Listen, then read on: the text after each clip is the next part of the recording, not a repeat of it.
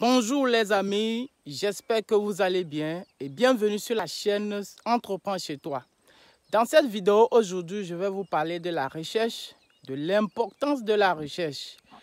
Et certainement que, comme moi, vous aurez pu remarquer un phénomène peut-être que moi je considère recrudescent, voilà, qui continue par prendre de l'ampleur jour après jour.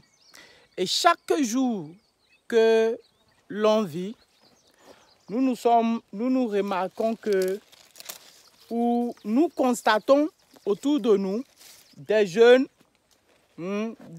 qui s'habillent très bien, qui sortent avec une bonne mallette ou avec des bonnes mallettes, ils se mettent en route et ils prennent des directions. Et lorsque nous osons leur demander, « Monsieur, qu'est-ce que vous faites dans la vie ?» Il va tout simplement te dire, « Je suis un apprenant. Il y a d'autres même qui s'en vont dire, « Je suis un étudiant-chercheur. » Ou alors, « Je suis un enseignant-chercheur. » Sauf que des années passent, ou le temps passe, des années passent, voire même des décennies passent, on ne voit pas le résultat de leur recherche. Et chaque fois, nous nous posons la question, qu'est-ce que ces personnes recherchent? Qu'est-ce que ces personnes sont en train de chercher et nous ne voyons pas de résultat? Et il y a d'autres même qui s'en vont jusqu'à vieillir dedans. On ne voit toujours pas de résultat. Ou pour d'autres personnes, en Afrique surtout, si ces résultats de recherche existent, ils sont très peu connus, sinon ils ne sont pas du tout connus. Et donc, nous avons compris que ça c'est un problème que l'Afrique a. Un problème qui commence par gangréner nos pays en fait, qui commence par déranger nos pays du fait que dans d'autres pays ou sur d'autres continents, nous voyons d'autres personnes, d'autres apprenants vulgariser de plus en plus leurs résultats de recherche, que ce soit en technologie, que ce soit en éducation, que ce soit en agriculture, dans tous les domaines, que ce soit sur le plan social. Il y a toujours ces apprenants-là qui sortent les résultats de leurs recherches qu'ils mettent sur la toile pour permettre, n'est-ce pas, au public d'en faire usage. Sauf que dans nos pays ou en Afrique, pratiquement, nous ne connaissons pas vraiment ceci. Et donc, ce qui a fait que, lorsque nous avons commencé ce projet d'agriculture ou d'agro-business, lorsque nous avons commencé ce projet, nous nous sommes dit, tiens, vous savez que dans nos pays ou dans nos contrées, nous n'avons pas vraiment ces informations qui vont nous permettre, n'est-ce pas, de pouvoir aller vite ou alors de pouvoir nous en servir et avoir des résultats optimaux. Et donc, qu'est-ce que nous on a fait? Nous avons commencé par faire, ou nous avons scindé, si je peux même le dire, nous sommes en train même de créer un département entier concernant, n'est-ce pas, la recherche sur tout ce que nous allons faire, que ce soit la production, que ce soit la transformation, que ce soit la commercialisation. Nous allons toujours avoir, n'est-ce pas, ce département-là qui fait des recherches. Les recherches qui concernent, n'est-ce pas, la récolte ou bien les tests, les expérimentations, qui concerne, n'est-ce pas, la récolte ou la collecte de données, parce que nous avons envie d'avoir énormément de données. Nous voulons avoir de très bonnes données que nous allons ensuite analyser, nous allons comprendre ces données-là et ensuite nous allons en faire un usage optimal. Nous allons faire un bon usage pour avoir des résultats optimaux. Et ensuite, mettre ces résultats-là sur la toile, n'est-ce pas, à la connaissance du public.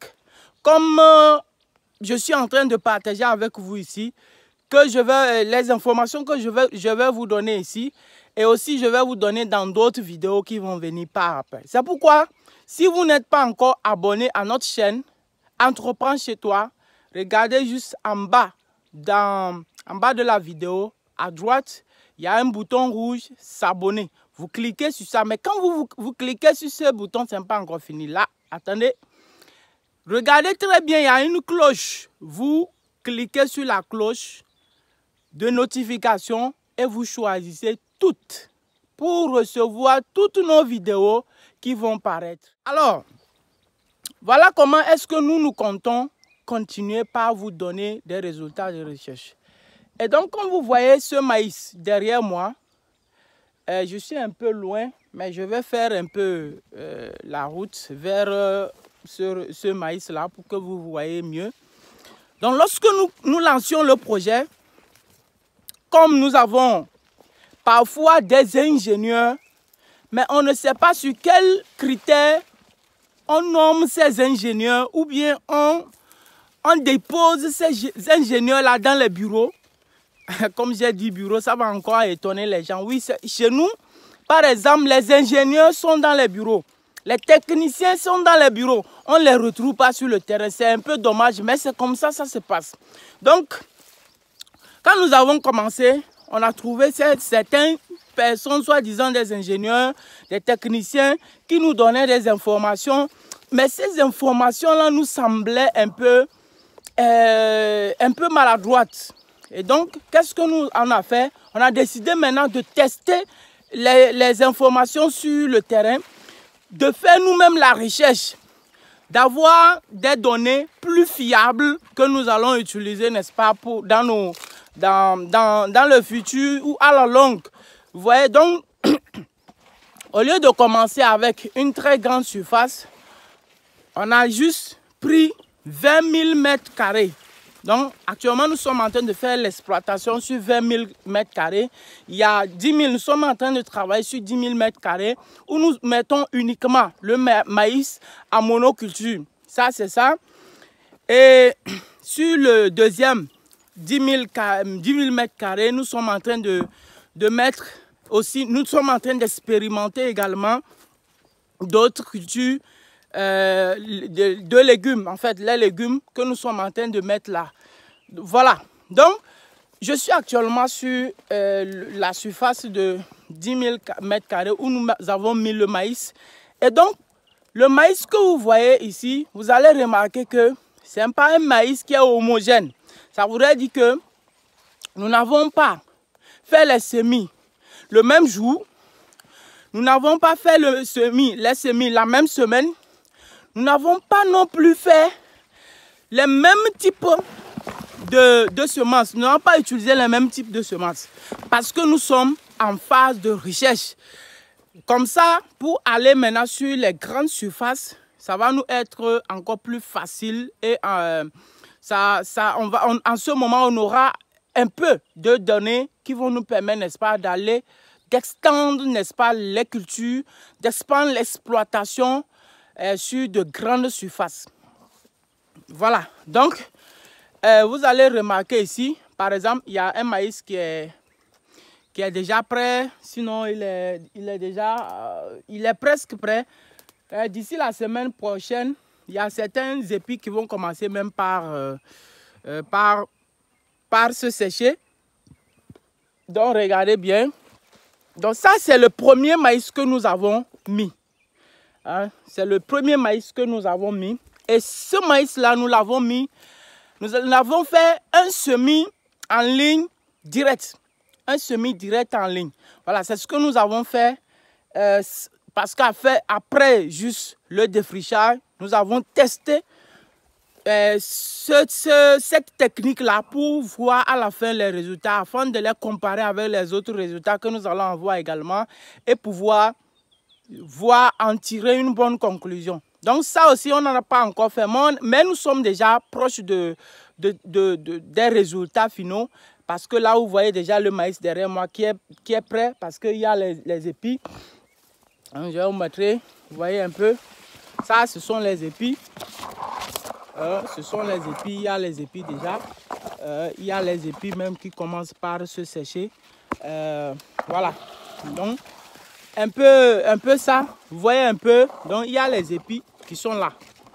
Voilà, vous allez voir dans les épis. Donc, c'était le premier maïs que nous avons mis en terre.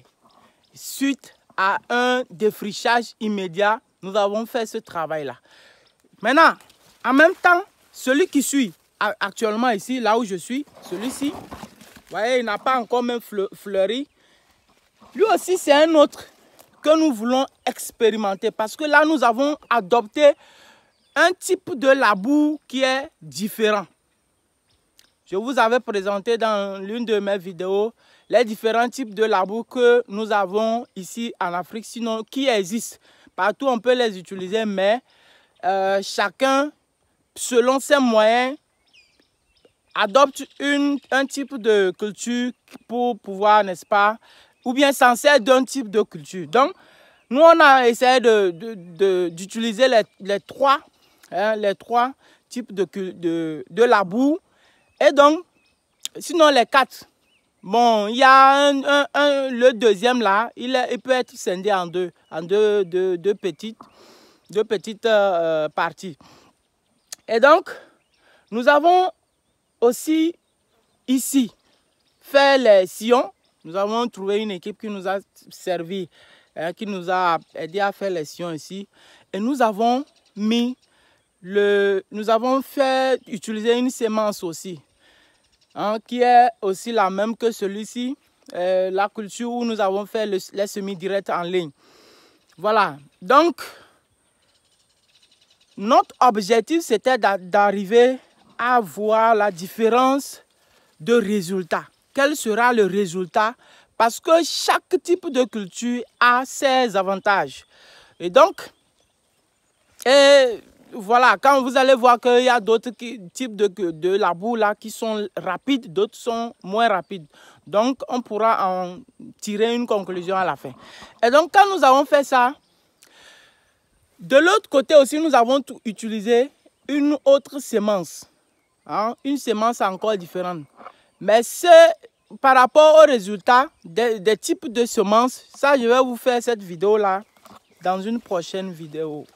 Ce sera une prochaine vidéo. Dans une prochaine vidéo, je vais vous donner ces résultats également. Et donc ici, nous avons aussi scindé ça en deux. Qu'est-ce que nous avons fait? Parce qu'au moment où nous étions en train de faire les semis, la saison était contre nous. C'est-à-dire la saison était en train de partir. Dans le sud ici, nous avons 2 saisons. J'aurai aussi le temps également pour vous donner des informations par rapport aux saisons, n'est-ce pas, dans notre contrée ici. Et donc, lorsque nous avons fait, puisque le temps était contre nous, nous avons donc demandé à ce qu'on ouvre sans fermer. Parce que pour faire les sillons, chez nous ici, d'autres appellent des bions, il faut ouvrir et fermer avant de semer. Et donc, quand on a fait ça, on a voulu tester, n'est-ce pas, une façon de faire que nous avions vu chez nos parents, mais chez nos parents, ça ne fonctionnait pas bien. Et donc, nous avons aussi voulu utiliser ça parce que le temps était contre nous. Et donc, nous avons semé juste un côté et nous avons laissé le maïs parmi les herbes comme ça. Et donc, à la fin, nous avons pu constater. Bon, après, nous sommes venus fermer. Nous n'avons pas laissé comme ça jusqu'à... Parce que c'est ce maïs-là, quand je vous parle actuellement, c'est ça qui est derrière moi que vous voyez là. Et donc, après, nous sommes venus fermer. Mais ce que nous avons constaté est que lorsque vous voulez utiliser cette technique-là pour faire votre... Lorsque vous voulez utiliser cette technique pour faire les semis, après les semis, 8 jours au plus tard, il faut commencer par fermer. Parce que si vous ne fermez pas, ce qui va se passer, le maïs sera en compétition avec l'herbe qui était là. Et donc, c'est ce qui va faire que votre résultat, là, vous n'aurez rien. Donc, et chez nous aussi, ça a voulu nous arriver. Mais parce que nous avons dépassé les 8 jours.